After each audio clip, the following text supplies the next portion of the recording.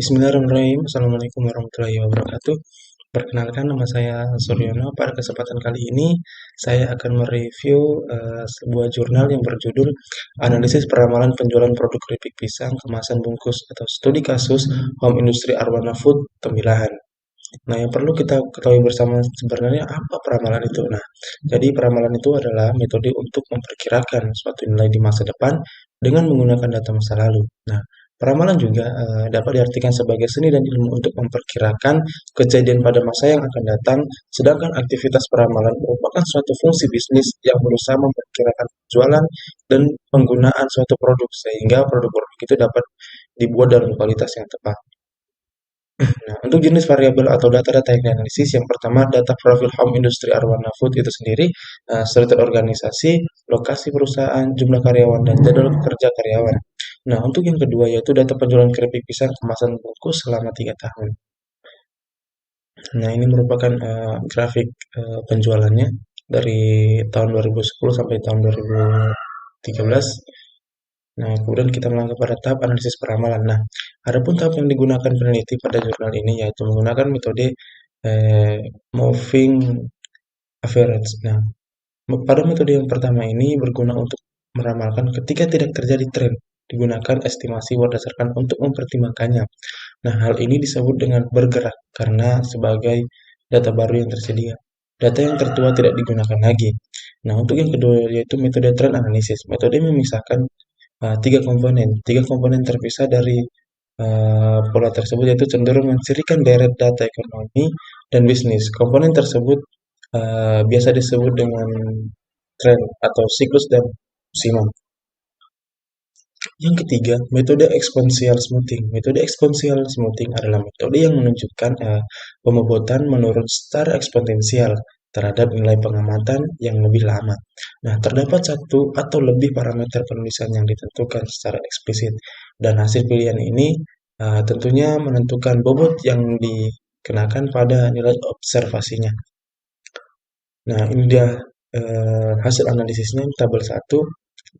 Nah, berdasarkan pada tabel 1, didapat nilai forecast untuk periode berikutnya sebesar 1.368 bungkus, nilai MAD sebesar 212,6286, sedangkan MSE sebesar 86399,14 dan bias sebesar 12, sedangkan standar error sebesar 302,7135. Nah, berdasarkan output tersebut, maka dapat kita artikan bahwa tingkat kesalahan penggunaan metode ini sebesar 212,6286 untuk MAD dan 86399,14 untuk MSE.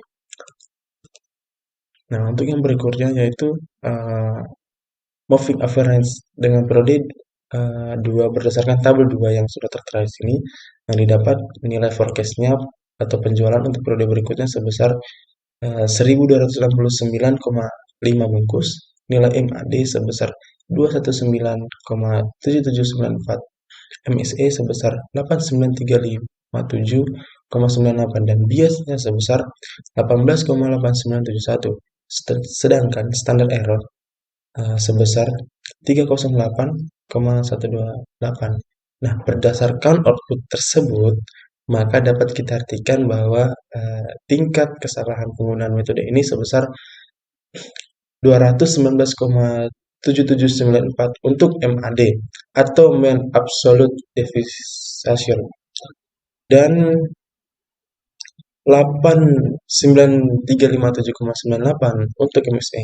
Namun untuk menentukan keputusan menggunakan metode ini, yaitu kita akan membandingkan dengan metode lainnya. Nah, untuk tabel yang ketiga, didapat bahwa nilai forecast untuk periode berikutnya yaitu sebesar 1.321,469, nilai MAD sebesar 263,264, nilai MSE sebesar 112,759 dan bias atau mean error sebesar 14,2113 dan standar error sebesar 345,8221. Berdasarkan output tersebut dapat kita artikan bahwa tingkat kesalahan peramalan penjualan sebesar 263,2664 untuk MAD dan eh, 11.275,9 untuk MSE. Nah, ini merupakan tabel metode trend analisis dari output tabel 4. Nah, jadi dapat disimpulkan bahwa analisa penentuan peramalan jumlah penjualan produk keripik pisang jenis kemasan bungkus setelah dilakukan perhitungan peramalan, maka metode yang terpilih adalah metode peramalan trend analisis karena mempunyai tingkat kesalahan lebih kecil dibandingkan dengan metode lain. Nah, peramalan penjualan terhadap produk keripik pisang jenis kemasan bungkus adalah sebanyak 1.121,424 atau 1.122 bungkus per bulannya. Artinya, Picakom Industri Arwana Food Tembilahan harus menyediakan produk keripik pisang untuk kemasan bungkus adalah sebanyak 1.122 bungkus per bulan agar tidak mengalami kekurangan atau kelebihan persediaan produk keripik pisang untuk kemasan bungkus dan dapat memenuhi semua permintaan konsumen terhadap penjualan keripik pisang kemasan bungkus, memperoleh keuntungan sesuai dengan yang diharapkan. Nah, saya kira sampai di sini saja review saya.